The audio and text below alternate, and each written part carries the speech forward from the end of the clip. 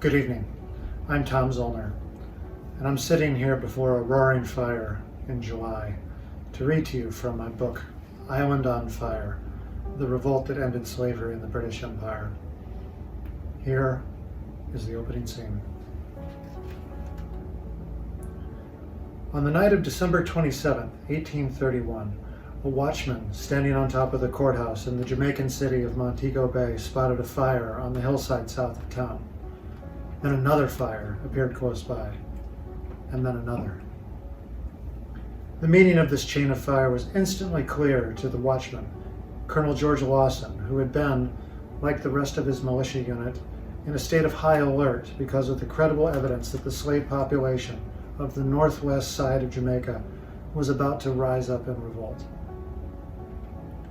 George Lawson reported the fires to John Robbie, the collector of customs at the port, who had almost certainly seen them. As the Caribbean night sky gradually turned the color of copper, Robbie wrote an urgent message to the governor of Jamaica, underlining two words, which was a gesture almost never seen in official correspondence. "Sir," he wrote, "I consider it my duty to inform you that there is at this moment a serious fire raging in a southeasterly direction from this town, apparently 8 or 10 miles distant, and it is supposed at Hampton Estate, but from the glare, I fear it extends to other estates in its vicinity, lying more to the southward. From the late insubordination of the Negroes on many estates in the neighborhood, which caused the militia to be under arms since Sunday last, it is feared that this fire is not from accidental causes, and I beg the favor of your giving His Excellency, the Governor, immediate information thereof." He then added a postscript, knowing that one company of a badly trained militia would not be sufficient to prevent the white population from being massacred. 9:30. "I have just been informed that Kensington Pen and Mr. Tulloch's settlement have been burned. We have one company of the 22nd Regiment in this town." The entire plantation society of Jamaica came under attack in the largest revolt that it ever faced. One of the richest sugar growers in Jamaica, Richard Barrett, watched the fires with mounting fear from a house in Montego Bay. A fierce defender of slavery, he was the cousin of the poet Elizabeth Barrett Browning and well connected in British society.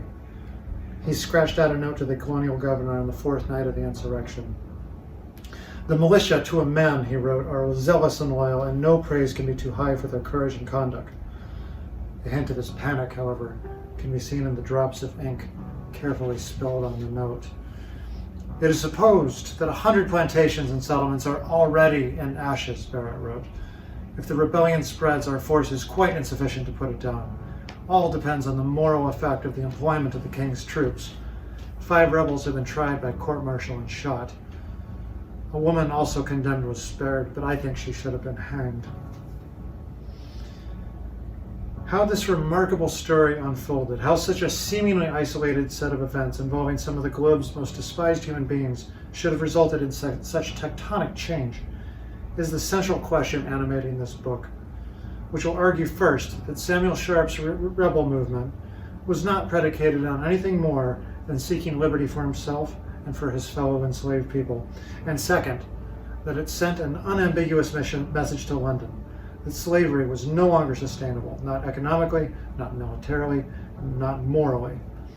Sharp's rebellion did not spur emancipation all by itself, but it certainly hastened the forces that were already in play.